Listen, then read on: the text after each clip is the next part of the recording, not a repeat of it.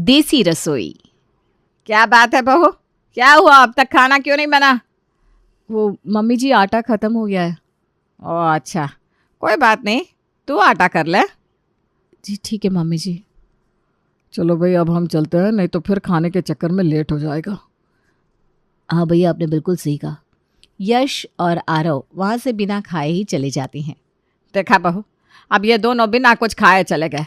तू इन सब बातों का पहले से ध्यान रखा करना और पहले से पूरी तैयारी किया कर। वो मम्मी जी, कल पूरा दिन हम शादी की शॉपिंग में बिजी थे ना, और पूरा दिन बस ऐसे ही निकल गया, और फिर रात को लेट आए तो रह गया। ठीक है, कोई बात नहीं, पर आगे से ध्यान रखियो। अब जाकर आटा पीस ले। ठीक है मम्मी जी।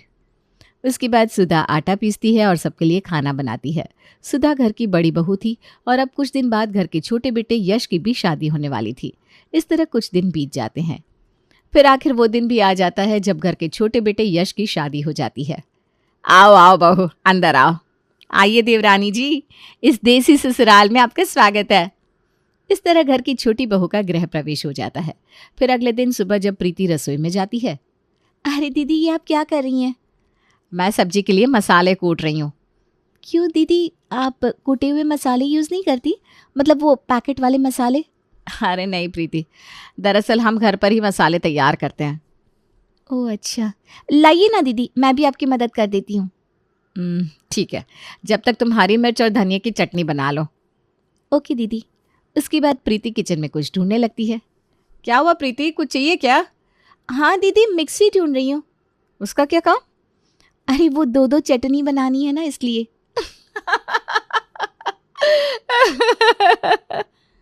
क्या हुआ दीदी, आप किस बात पर हंस रही हैं? मैं तुम्हारे भोलेपन पर हंस रही थी। अरे इस घर में कोई मिक्सी विक्सी नहीं है। हैं? लेकिन ऐसा क्यों दीदी? चिंता मत करो, जब मैं भी इस घर में नई नई थी ना, तब मेरे लिए भी ये सब काफ़ी नया और अजीब था। लेकिन धीरे धीरे तुम सब समझ जाओगी। दरअसल यहाँ पर सभी चीज़ हाथों से कूटी जाती है और मिक्सी वगैरह इन सभी प्रकार की मशीनों का यहाँ पर कोई इस्तेमाल नहीं होता। यही तो हमारी देसी रसोई की खासियत है। क्या? इसका मतलब मुझे कुंडी में चटनी कूटनी होगी? जी हाँ। लेकिन दीदी, उसमें तो बहुत टाइम लग जाएगा।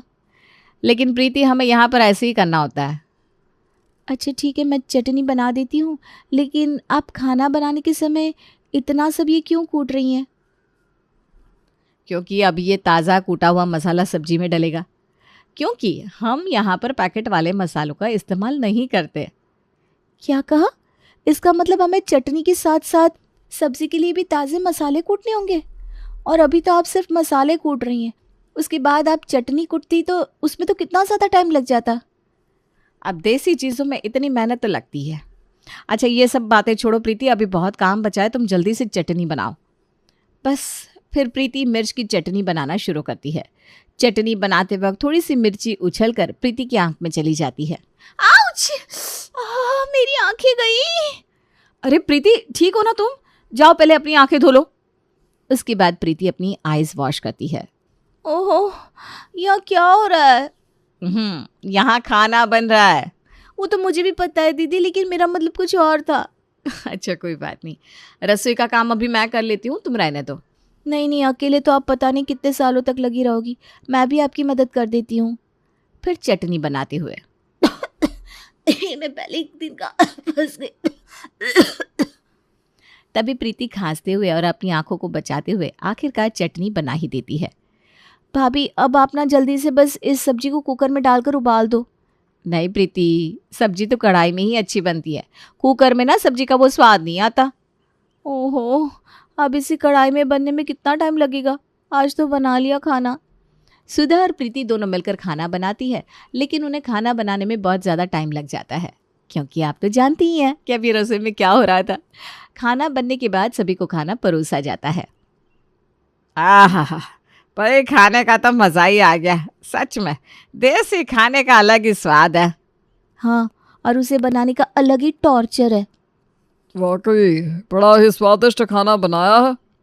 अच्छा बहू, मैं कह रही थी कि अब सर्दी भी है, तो तुम मेरे लिए कल से मक्के और बाजरे की रोटी ही बनाइयो। जी ठीक है मम्मी जी। हाँ लेकिन भाभी, मेरा तो कल पनीर खाने का मन है, तो प्लीज़ आप मेरे लिए कल पनीर की सब्जी बना देना। जी ठीक है देवर जी। फिर दिन में दीदी बाजार चलना है। क्यों प्रीति?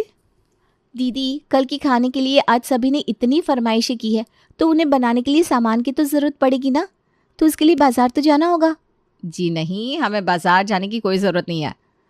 लेकिन मैंने किचन में सब सामान चेक कर लिया है, घर में वो सब कुछ नहीं है, और पनीर भी तो लाना होगा। घर में सब कुछ है प्रीति, तुम चिंता मत करो, तुम बस मेरे साथ चलो और काम की तैयारी करो। सुधा प्रीति को रसोई में लेकर जाती है। ये देखो।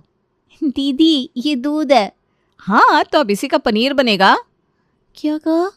हाँ, यूं कहे कि सारा काम हम घर पर ही कर लेते हैं। उसके बाद सुधा दूध गर्म करती है और पनीर बनाने के लिए उसमें नींबू निचोड़ देती है। अब बस मैं इसे कपड़े में छान कर थोड़ी देर रख दूंगी और हमारा पनीर तैयार हो गया।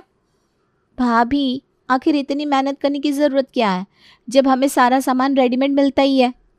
क्योंकि वो हाँ दीदी, आई नो, ये हमारी देसी रसोई है, लेकिन इस देसी रसोई की वजह से हमारा कितना ज़्यादा टाइम वेस्ट होता है। सुबह हमने मसाले और चटनी कूटने में ही पूरे 2 से 3 घंटे लगा दिए, उसके बाद खाना पकाने में इतना ज़्यादा टाइम लगा। अगर हम एक वक्त का खाना बनाने में ही आधा दिन लगा देंगे, तो बाकी तीनों वक्त का खाना बनाने में कितना ज़्यादा समय लगेगा। हाँ, लेकिन क्या कर सकते हैं प्रीति, इस घर में सब ऐसे ही होता है। लेकिन दीदी क्या आपको परेशानी नहीं होती? मैं तो आज एक दिन में ही परेशान हो गई। परेशानी तो मुझे भी बहुत होती है। जब मैं शुरू में आई थी ना, तब तो मुझे कुछ समझ में नहीं आ रहा था, मैं सब कैसे करूँगी और क्या ही करूँगी। मैं समझ सकती हूँ दीदी, आपको मुझसे ज़्यादा परेशानी हुई होगी। उस टाइम तो दीदी आप अकेली थी, अभी तो फिर भी मेरी मदद करने के लिए आप हो। तभी वहाँ पर कमला आ जाती है। अरे बहू, ये गप्पे शप्पे लड़ाना छोड़ो और अपने काम पर ध्यान दो। चलो, रात का खाना भी बनाना है। जी मम्मी जी, बस अभी करते हैं। अभी से? लेकिन मम्मी जी अभी तो ठीक से शाम भी नहीं हुई। बेटा क्या है ना, जब तुम डिनर बनाओगी तब तुम्हें सब समझ में आएगा। इतना कहकर कमला वहाँ से चली जाती है। तुम्हें तो पता ही है, हमें सब्जी बनाने के लिए मसाले भी कूटने हैं, तो खाना बनाने में समय तो लगेगा ना। ओह माय गॉड, मैं तो सुबह से इतना काम करके पहले ही थक चुकी हूँ। प्रीति तो पहले ही दिन इतना थक गई, लेकिन अभी तो उसके सामने और भी बहुत सारी चैलेंजेस आने वाले थे। अगले दिन सुबह, बहू तो सबके लिए आज बाजरे की खिचड़ी बना दे। ठीक है मम्मी जी। और हाँ, घी भी ख़त्म होने वाला है, तो तुझे आज घी भी बनाना है। उसके बाद सुधा किचन में काम करने चली जाती है और उसके पीछे पीछे प्रीति भी आ जाती है।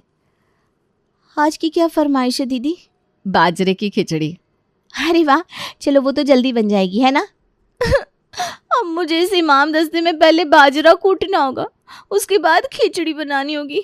ओफो, यहाँ पर कभी कोई काम सिंपल तरीके से नहीं हो सकता क्या? अब तुम्हें घी बनाना नहीं आता, नहीं तो मैं ही बाजरा कूट देती। अरे दीदी, घी की तो बात ही रहने दो, एक तो इस घी से इतनी ज़्यादा स्मेल आ रही है। क्या करूँ मैं? प्रीति ने अपने मुंह को कपड़े से ढक रखा था, उससे घी की स्मेल बिल्कुल भी बर्दाश्त नहीं हो रही थी। तब कोई बात नहीं, तुम बाहर जाकर बाजरा कूट सकती हो। ठीक है दीदी। फिर प्रीति बाहर चली जाती है। इस तरह सभी नाश्ते में बाजरे की खिचड़ी खा लेते हैं। फिर चलो फाइनली, अब आखिरकार मैं अपने कमरे में थोड़ी देर आराम तो करूँगी। प्रीति अपने बिस्तर पर लेटी ही थी कि तभी उसे रमेश की आवाज़ आती है। अरे क्या मैं अब थोड़ी देर भी आराम नहीं कर सकती? वो रमेश के पास जाती है। जी पापा जी, कहिए क्या बात है? अरे बेटा, मुझे ना बहुत भूख लगी है। मुझे वो बाजरे की खिचड़ी कुछ खास पसंद नहीं है, इसलिए मैंने बस थोड़ी ही खाई थी।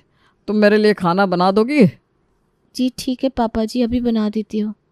ठीक है बेटा, तो तुम मेरे लिए आलू गाजर और मेथी की मिक्स सब्जी बनाना, उसके साथ मक्के की रोटी हो जाए। आह, क्या मज़ा आ जाएगा। आपको तो मज़ा आ जाएगा, लेकिन हमारी तो सजा हो जाएगी। क्या हुआ बेटा, क्या सोच रही हो? कुछ नहीं पापा जी, अभी खाना बना कर लाती हूँ। हाँ बेटा, लेकिन ध्यान रहे कि पिछली बार की तरह मक्के की रोटी को चकले बेलन पर बनाने की ट्राई मत करना, वो हाथ से ही बनेगी। जी ठीक है। प्रीति रसोई में जाती है और खाना बनाने की तैयारी करती है। अरे इस रोटी को हाथ से बनाना भी उतना ही मुश्किल है जितना मैथ्स में ट्रिग्नोमेट्री के क्वेश्चन सॉल्व करना था। नहीं, मुझे लगता है कि मैथ्स इससे ज़्यादा आसान है। फिर प्रीति जैसे तैसे करके खाना बना कर लाती है और रमेश को देती है। वाह बहू, सच में खाना खाकर मज़ा आ गया भाई। रमेश खाना खाकर चला जाता है और प्रीति बर्तन धोने के बाद अपने कमरे में जाती है।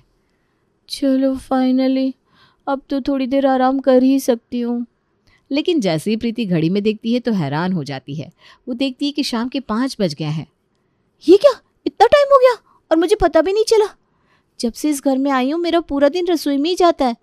घर की साफ सफाई भी ढंग से नहीं हो पाती। होगी भी कैसे भला, साफ सफाई के लिए टाइम ही नहीं मिलता। बस हो गया मेरा रेस्ट। अब डिनर बनाने की तैयारी करनी होगी। फिर कुछ दिन बाद। अरे दीदी, ये इतना बड़ा क्या है? क्या इसमें हम पूरे साल भर के मसाले एक साथ कूट कर रखते हैं? नहीं प्रीति, इसमें हम धान कूटते हैं। धान माने चावल? लेकिन उसे क्यों कूटना? दरअसल धान को कूटने के बाद ही चावल बनता है, इसलिए हमें धान से चावल अलग करना है। हो दीदी, बस इसी की कसर बाकी थी। मुझे ये रसोई कम और जिम ज़्यादा लगता है। हमारी सारी कसरत यहीं हो जाती है। धान हमें कल कूटना है। शुक्र है आज तो रेस्ट मिला। नहीं, आज हम गेहूं साफ करेंगे और उसके बाद आटा पीसना है। नहीं, गेहूं को पीस कर आटा बनाना है। दीदी, इतना ज़्यादा काम करके तो मेरे सोचने और समझने की क्षमता ही खत्म होती जा रही है। कोई बात नहीं प्रीति, ऐसे हार नहीं मानते। चलो अब हम जल्दी से काम कर लेते हैं, नहीं तो रात को लेट तक लगे रहना पड़ेगा। फिर हमें सुबह जल्दी भी उठना होता है। जब घर में ही मसाले कूटने की फैक्ट्री होगी तो जल्दी तो उठना पड़ेगा ही। फिर अगले दिन जब प्रीति रसोई में काम कर रही थी, चलो अब मैं दही में रायता बना लेती हूँ। जब प्रीति दही की मटकी उठाती है तो गलती से उससे वो नीचे गिर जाती है। ओह नो, ये क्या कर दिया मैंने? शोर सुनकर कमला और सुधा भी आ जाती हैं। क्या हुआ प्रीति, ठीक तो हो ना? अरे बहू, तूने फिर से मटकी तोड़ दी। एक महीने में तू 5 या 6 मटकी तो तोड़ ही देती है। जरा ध्यान से काम किया कर। सारी दही वेस्ट हो गई, अब जमाओ दोबारा से दही। इतना कहकर कमला वहां से चली जाती है। अब हमें दोबारा दही जमानी होगी? कोई बात नहीं प्रीति, मैं अभी कर देती हूँ। क्या हम सिंपल बर्तनों में खाना नहीं रख सकते? नहीं तो मेरे हाथ से ऐसे न जाने कितनी मासूम मटकियों का कल्याण हो जाएगा। दोनों बहुएं रसोई का इतना ज़्यादा काम करके बहुत ज़्यादा परेशान थी, लेकिन फिर भी उन्हें ये सब करना पड़ता था। वो हर रोज़ ताज़े मसाले कूटती, सब कुछ घर पर ही बनाती। इस तरह उन दोनों का पूरा दिन रसोई के कामों में ही जाता था। फिर कुछ दिन बाद, देखो 2 दिन बाद तुम्हारी दादी सास आ रही है, हमें उनकी अच्छे से खातिरदारी करनी होगी। हाँ बिल्कुल, उनकी खातिरदारी में कोई भी कसर मत छोड़ना। तुम सब उनके लिए बिल्कुल ताज़े ताज़े मसालों का बढ़िया स्वादिष्ट खाना बनाना, जिससे वो खुश हो जाए। हाँ जी, बिल्कुल सही कहा आपने। उन्हें खुश करना बहुत ज़रूरी है। लेकिन क्यों? क्योंकि उसके बाद वो अपनी सारी प्रॉपर्टी हमारे नाम कर देंगी, इसीलिए तो वो यहाँ पर आ रही है। हो अच्छा अच्छा। ये खबर सुनकर सभी जोर शोर से तैयारियों में लग जाते हैं और आखिरकार वो दिन आ ही जाता है जिस दिन उनकी दादी सास घर पर आती हैं। सभी उनके पांव छूते हैं, उनका घर में स्वागत करते हैं। लीजिए दादी जी पानी। हाँ बहुला। अरे बच्चों, तुम दादी के लिए खाना बनाओ जाओ। हाँ भाई, मैं तो सफर में बहुत ज़्यादा थक गई, मुझे बहुत ज़ोर से भूख लगी है। जी दादी माँ, आप बस 2 मिनट रुकिए, हम आपके लिए स्वादिष्ट खाना बनाकर लाते हैं। उसके बाद सुधा और प्रीति दोनों किचन में जाकर खाना बनाने की तैयारी करती हैं। अरे दीदी, लाओ जल्दी से, मैं बाजरे का आटा गूंद देती हूँ। अब तो मुझे बाजरे की रोटी भी बनानी आ गई है। मैं दादी को अपने हाथ की रोटियाँ खिलाऊंगी। अरे प्रीति, तुम भूल गई, दादी माँ के दांत नहीं है, वो भला बाजरे की रोटी कैसे खा पाएंगी? अरे हाँ दीदी, आपने बिल्कुल सही कहा। चलो कोई ना, मैं जब तक मसाले कूट दूँ आप खाना बनाने की तैयारी कर लो। वाह प्रीति, आज तो तुम्हारा एक अलग ही रूप देखने को मिल रहा है, वरना तुम तो सबसे ज्यादा परेशान होती थी मसाले कूटने में। दीदी, आपको पता ही है ना, हमें दादी माँ को नाराज नहीं करना। हाँ। जब भी तो मैं सोचूं आज तुम इतना ज्यादा एनर्जेटिक क्यों फील कर रही हो। इस तरह दोनों बहुएं दादी को इम्प्रेस करने के लिए अच्छे से अच्छे तरीके से मसाले कूटती हैं और तरह तरह का खाना बना कर लाती हैं। वाह बहू, आज तो तुम दोनों ने कमाल कर दिया, इतनी जल्दी खाना भी बना कर ले आई। जी पापा जी, मैंने और प्रीति ने आज जल्दी जल्दी खाना बनाया है। हाँ जी। शाबाश बहुओं। लेकिन मुझे तो खाने का इंतज़ार करते हुए पूरे 5 घंटे हो गए। हाँ, नहीं तो ये बाकी दिन तो 7 से 8 घंटे में खाना बनाती है। क्या कहे? उनकी दादी सास को ये बात सुनकर काफ़ी हैरानी होती है, लेकिन उन्हें क्या पता था कि रसोई में खाना कैसे बनता है।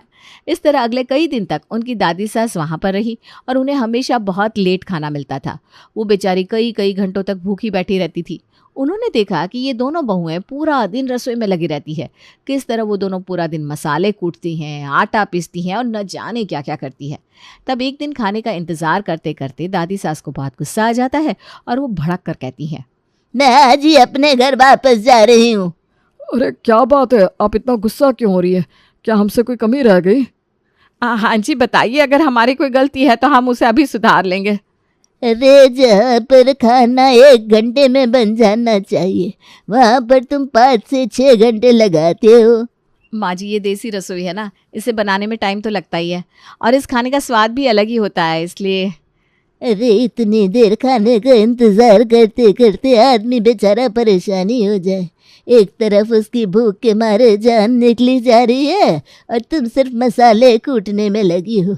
आजकल इतना तो गांव में भी नहीं होता, वहाँ पर भी सब पैकेट के कूटे हुए मसाले इस्तेमाल करते हैं।